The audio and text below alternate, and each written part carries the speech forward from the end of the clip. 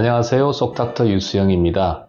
지난 시간에는 간이 안 좋으면 복수가 왜 생기는지 기전적으로 좀 말씀을 드렸고요. 오늘은 복수가 생기면 어떻게 치료하는지 말씀을 드리도록 하겠습니다. 복수를 왜 치료해야 될까요? 첫 번째는 복막염. 배불이 이제 고여 있으니까 세균이 달라들면 복막염이 잘 생길 수 있거든요. 복막염이라든지 배꼽이 이제 튀어나온다든지 또 배에 물이 차 있으니까 호흡이 좀 곤란해지겠죠. 이런 합병증을 막기 위해서 치료하는 게 첫 번째가 될 것이고, 두 번째는 이제 배가 나와 있으니까 좀 모양새가 좀 좋지를 않고 또 웰빙감이 떨어지기 때문에 이런 것을 좀 개선하기 위해서 치료를 하게 되겠습니다. 복수 치료는 이제 중요한 것이 생활 습관이 하나가 있겠고요. 두 번째가 이제 약물 치료. 생활 습관으로도 안 되면 약물 치료. 세 번째가 시술, 네 번째가 이제 간이식 같은 수술이 있겠습니다. 복수가 있는 환자는 제가 열심히 운동을 하겠습니다. 이렇게 말씀하시는 분이 있는데 사실 운동하시는 것보다 누워있는 것, 즉 침상 안정을 하는 것이 복수 조절하는 데 유리합니다. 그 이유는 누웠을 때 신장, 즉 콩팥으로 혈류량이 증가하거든요. 그래서 수분의 배출량이 더 늘어나기 때문입니다. 그리고 복수가 생기는데 중요한 호르몬이 알도스테론이었는데 누워있을 때 알도스테론의 혈중 농도가 더 떨어지는 것으로 알려져 있습니다. 두 번째는 복수가 있는 환자는 소금 섭취를 반드시 제한해야 됩니다. 소금은 얼마 정도를 먹는 것이 좋으냐? 권장량은 하루에 한 2.5에서 5g 이하입니다. 이게 어느 정도냐면 매우 싱겁다 이렇게 보시면 되겠습니다. 한국인들의 소금 섭취량은 한 15에서 30g 정도입니다. 그래서 이보다 훨씬 작은 양을 드셔야 되니까 먹기가 굉장히 힘드시죠. 병원 식단에서 무염, 즉 소금이 없는 식사의 그 기준표는 소금의 양이 한 1 내지 2g 정도 되고요. 저염은 5g, 중염은 10g 정도 되겠고요. 일반 시기는 한 15에서 20g 정도입니다. 저염 시기를 권하긴 하지만 대부분은 너무 싱거워서 못 드십니다. 그래서 보통 중염 10g 정도를 이제 드시게 유도하지만 이것마저도 너무 싱거워가지고요. 못 드시겠다는 분들이 많습니다. 저도 이제 병원 식단을 중염을 한번 체험을 해보니 저도 이제 짠맛에 입맛이 많이 익숙화되어 있어서 10g도 너무 싱거워서 못 먹을 정도로 싱거운 상태가 되겠습니다. 그래서 병원에 보통 입원을 하시면은 저염식을 드셔야 됩니다. 그리고 반찬도 짠 것을 드시지 마세요. 통상 음식 재료 자체가 가진 소금기 정도만 드시라고 말씀을 드리지만 참 그것을 지키기는 어렵습니다. 짜고 수분이 많은 음식들, 우리 시중에 파는 음식들 어떤 것들이 있을까요? 칼국수라든지 냉면, 짬뽕, 설렁탕, 곰탕. 맛있고 여러분들이 즐기는 기호 음식입니다만은 복수가 있는 분들은 이런 음식을 줄이거나 안 드시는 것이 좋겠습니다. 소금 섭취 제한은 치료에는 굉장히 중요한 핵심입니다만은 원래 간경병증 있는 분들이 영양 상태가 안 좋으신 분들이 많거든요. 그래서 너무 싱겁다 보니까 못 드셔서 영양 상태가 더 악화되기도 합니다. 또 치료를 위해서 이뇨제를 드시게 되는 경우에는 여러 가지 부작용들이 더 일어날 수가 있어요. 그래서 너무 못 드시는 경우에는 중염식 정도로 드시되 가끔씩은 짠 음식도 허용한 수준으로 치료를 권하고 있습니다. 소금 섭취 제한 다음으로 중요한 것은 수분 섭취의 제한입니다. 하지만 혈중의 나트륨 농도가 정상인 경우에는 수분 섭취는 크게 제한을 하지 않아도 괜찮다는 보고도 많습니다. 하지만 수분의 증가를 이제 동반한 희석성 저나트륨 혈증이라고 하는 게 있거든요. 혈액 검사를 해보면 나트륨 농도가 매우 떨어져 있는 그런 경우인데 희석성 저나트륨 혈증 같은 경우에는 우리 몸에 물의 양도 많아져 있는 경우예요. 이럴 때는 하루 1리터 이하로 수분 섭취를 제한을 하셔야 됩니다. 이 희석성 저나트륨 혈증 같은 경우에는 예후가 불량함을 시사해주는 소견이기도 하겠습니다. 소금 섭취 제한, 수분 섭취 제한 두 가지 말씀드렸고 약물 치료인데요. 약물 치료의 핵심은 이뇨제입니다. 이뇨제는 소변으로 복수를 빼겠다는 치료의 전략이거든요. 가장 많이 쓰는 이뇨제는 스피로노락톤, 프로세마이드입니다. 상품명으로 하면 스피로노락톤은 알닥톤, 프로세마이드는 라식스 이렇게 알려져 있습니다. 알닥톤은 알도스테론의 기량제입니다. 나트륨을 흡수하고 칼륨이라는 전해질을 배설하는 역할을 하는데 이를 막아버리거든요. 그렇기 때문에 나트륨 수치는 떨어지고 칼륨 수치는 올라갑니다. 그래서 만약에 알닥톤이라는 이뇨제를 의사 처방보다 훨씬 많은 양을 본인이 이제 복수가 조절이 안 되니까 과량을 드시게 되면은 나트륨은 떨어지고 칼륨은 올라가는 전해질의 불균형을 가져오거든요. 칼륨이 너무 올라가면 심전도에 문제가 생겨서 부정맥이 생겨서 응급실로 실려오는 경우도 있고 생명을 심각하게 위험하게 하기 때문에 이뇨제를 마음대로 절대로 드시면 안 됩니다. 이 라식스는 이 알닥톤보다 훨씬 강력합니다. 또 작용 기전도 시간도 훨씬 또 빠르고요. 나트륨을 이제 어디서 조절하냐면 헬리골이라고 하는 데에서 나트륨과 칼륨 모두의 흡수를 막아주거든요. 그 결과로서 나트륨과 칼륨 수치가 모두 이렇게 떨어지게 됩니다. 그래서 먼저 치료할 때는 알닥톤을 먼저 써보고 반응이 좋지 않다. 그러면 이제 라식스를 첨가하기도 하고요. 처음부터 이제 복수의 치료 효과를 높이기 위해서 라식스와 알닥톤을 병합해서 사용하는 경우도 흔합니다. 저 같은 경우는 라식스와 알닥톤을 처음부터 이렇게 쓰다가 복수가 조절 잘 되면 용량을 서서히 줄여나가다가 나중에는 알닥톤만 쓰고 그래도 조절 잘 되면 알닥톤마저도 이제 중단하는 그런 치료 전략을 갖고 있습니다. 이뇨제를 드시게 되면은 체중이 빠지겠죠. 수분이 빠지니까요.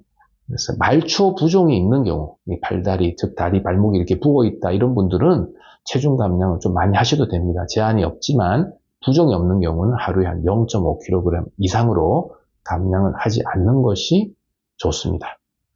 환자들의 한 90% 이상은 이 두 가지 이뇨제 사용으로 조절이 잘 됩니다. 하지만 한 5에서 10% 정도는 반응을 하지 않는 난치성 복수라고 합니다. 이런 경우에는 약물 반응이 없으니까 어쩔 수 없이 주기적으로 복수를 뽑아주는 시술인 복수천자 시술을 받으셔야 합니다. 즉 간경변증 환자 일부에서는 복수가 생긴다. 복수가 생기면 소금 섭취 제한으로 생활습관 교정을 먼저 시도해본다. 생활습관 교정을 해도 복수가 치료되지 않으면 이뇨제, 라식스, 알닥톤 이 두 가지를 사용해 볼 수 있다. 이뇨제를 먹어도 복수가 조절이 안 될 때는 정기적으로 복수 천자를 한다. 이렇게 알고 계시면 되겠습니다. 이뇨제 반응은 어떻게 보냐면 몸무게가 감량이 되는지 매일 몸무게를 재보는 것이 중요하고요. 허리 둘레를 또 재보는 것도 중요합니다. 소변 검사로 이 복수 치료가 잘 되고 있는지 검사하는 방법들이 있고 또 쉽게 해볼 수 있는 방법으로는 이제 초음파를 통해서 복수의 양이 주는지 눈으로 직접 확인을 해보면 되겠습니다. 이뇨제는 양날의 검이라고도 알려져 있거든요. 즉 득도 있지만 실도 꽤 있습니다. 즉 부작용이 여러 가지가 있는데 어떤 것들이 부작용이냐면 과량을 먹었을 때는 복수는 잘 빠지지만 신장에 이상 문제가 올 수 있고 전해질은 아까 나트륨과 칼륨이거든요. 인체가 살아나가는데 이 두 가지 전해질은 매우 중요한데 이 전해질의 불균형을 가져올 수 있습니다.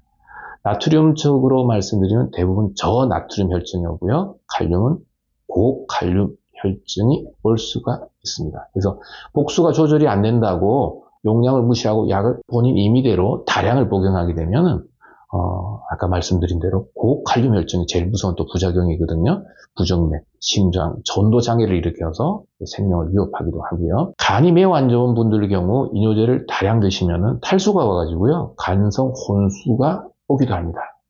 또 스피로노락톤, 즉 알닥톤의 경우에는 여성형 유방, 남자의 경우에도 유방이 여성처럼 이렇게 좀 커지게 되는 경우를 여성형 유방이라 그러는데 이런 부작용이 올 수가 있겠습니다. 이뇨제까지 써도 안 되면 복수천자를 한다 그랬잖아요. 복수천자 할 때는 알부민 주사를 먼저 투여하고요. 그 다음에 큰 바늘로 배에 이제 복수를 빼줍니다. 대용량 복수천자는 하루에 5 내지 6리터까지도 뽑을 수가 있습니다. 보통 저희가 할 때는 알부민 한 병에 복수는 한 3리터 정도를 천자를 하게 됩니다. 복수를 빼주기 전에 알부민을 주는 이유는요, 대량 복수천자로 순환 불안정, 즉 우리 몸의 혈류량이 갑자기 감소되면 순환 불안정이 올 수 있거든요. 이것을 감소시키고 신장 기능을 보호하기 위해서 알부민을 먼저 주사를 하고 복수천자를 하고 있습니다. 그 다음 시술을 말씀드리면, 복수가 생긴 것이 아까 처음에 시초가 뭐였나요? 간 문맥 고혈압으로, 원인은 잘 모르지만 내장 동맥의 혈관이 늘어난 것이었거든요. 그래서 내장 동맥 확장설이 이제 복수의 기전으로 받아들여지고 있는데, 간 문맥의 고혈압을 줄이기 위해서 간 문맥, 정맥, 간에 있는 큰 혈관을 말하는데 이 두 혈관을 연결하는 가교, 브릿지를 만들어주는 시술을 하는 것입니다. 이를 영어로는 팁스라고 부릅니다. 이 시술을 하게 되면 간 문맥 고혈압을 줄여서 복수 치료에 도움을 줄 수가 있겠습니다. 이 간 정맥 문맥 단락술, 팁스라고 하는 시술은 간 문맥 고혈압을 줄여서 복수 조절에도 도움을 줄 수 있고 정맥류 출혈에도 도움을 주는 시술로 알려져 있습니다만은, 대신에 우리 몸의 이 독성 물질들이 간의 대사를 거치지 않고 바로 가교를 통해서, 혈류를 통해서 머리로 올라가기 때문에 간성뇌증 이런 것들이 올 확률들이 꽤 많기 때문에 여러 가지 이제 득과 실을 따져보고 이런 시술을 고민해 보는 게 좋겠습니다. 복수에 있어서 자발성 세균성 복막염이라고 하는 것이 있거든요. 자발성, 저절로 복수에 균이 달라드는 것을 이제 세균성 복막염이라고 하고, 복수가 있는 환자의 심각한 합병증 중에 하나입니다.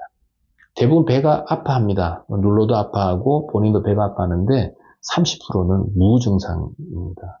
그래서 복수가 있는 환자는 반드시 복수의 물을 조금 뽑아서 원인이 무엇인지, 제가 1편에서는 물을 조금 뽑아서 복수의 원인인지 본다고 그랬잖아요. 사그라고 하는 검사법으로 이분이 간경변 때문에 온 건지, 심장이 안 좋아서 온 건지, 결핵 때문에 온 건지, 췌장염이 와서 한 건지 등등을 검사한다고 말씀을 드렸습니다. 그때 균이 있는지 검사를 반드시 해야 됩니다. 복수천자에서 이제 백혈구 수치로 복막염이 있는지를 쉽게 알 수가 있거든요. 복수 내에 백혈구, 그 중에서도 중핵구라고 하는 백혈구 수치가 250개 이상이면 복막염이 있는 것으로 진단을 합니다. 원인은 장내세균, 대장균이 장내세균이잖아요. 대장균이 가장 흔하고 크랩시엘라라고 하는 균도 흔히 발견됩니다. 하지만 복막염이 있어도 다행히 세파계열 항생제에 대한 반응이 좋은데, 치료하고 나서 한 48시간, 즉 이틀 뒤에 복수를 다시 좀 뽑아봅니다. 그래서 중핵구가 25% 이상 줄지 않았다. 이럴 경우에는 치료 실패로 간주하고 다른 항생제 치료를 고려해야 됩니다. 이 자발성 세균성 복막염이 갖는 임상적 의의는 복막염이기 때문에 폐혈증이 잘 일어날 수 있고 불량한 예후를 시사하는 겁니다. 그래서 복수가 있어도 별로 안 좋은 소견이지만 복막염까지 있다, 더 안 좋은 소견이거든요. 그래서 복막염이 회복된 후에는 그냥 그대로 지내시는 게 아니라 간이식을 고려하는 것이 도움이 됩니다. 오늘은 복수 치료에 있어서 어떤 것들이 중요한지, 첫 번째는 생활습관 교정, 두 번째는 덜 짜게 드시기, 세 번째는 수분 섭취도 좀 제한하는 것이 좋겠다. 그래도 복수가 조절이 안 되면 이뇨제, 스피로노락톤, 프로세마이드, 라식스알닥톤을 이제 써볼 수가 있겠다. 이런 이뇨제를 아무리 써도 조절이 안 되는 경우에는 정기적인 복수천자 해보는 것이 필요할 수 있겠다.